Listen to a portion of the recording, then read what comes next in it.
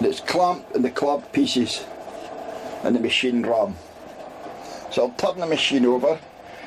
You see how the tool rises up, that's the return, and then when it comes down, that's a cutting stroke, and the wee tool point digs into the work, takes a cut, and then returns back again. Now you'll notice the ram has got very heavily constructed, and as I said before, this is a feed arrangement so I can delicately set that to clear the bottom of the job with a small amount, and also you don't want to damage your table. How is the ram reciprocated? Let's open the door, and you see in there we have a crank arrangement. See it taking the tool up, and it's graduated. Now at this moment I have got it set to a 4-inch stroke. Now there you are at the top of the stroke, and there it's coming down. You can see the crank coming down. There we are. Now we'll close the lid on the that poor wee thing again for the moment. And like an engine, it has a connecting rod from the crank pin on the swash plate. The connecting rod comes up and it pulls the ram up and down. See?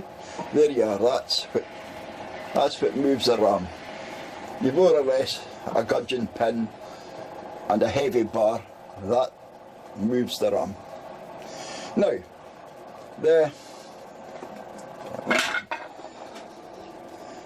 the crank in there is mounted on a shaft which goes right through the machine, and that acts as a very substantial bearing, and that goes to a gear wheel which is driven off the belt pulley wheels, so it gives a reduction.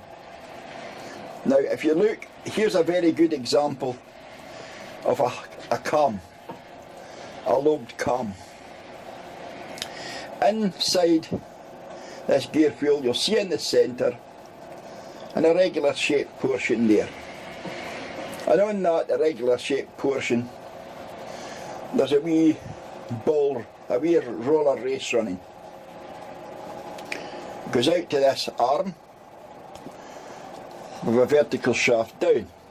Now I can set that out like so, and that gives a greater sweep to this woodpecker or ratchet feed on this pole. Watch what's happening now. Click, feed.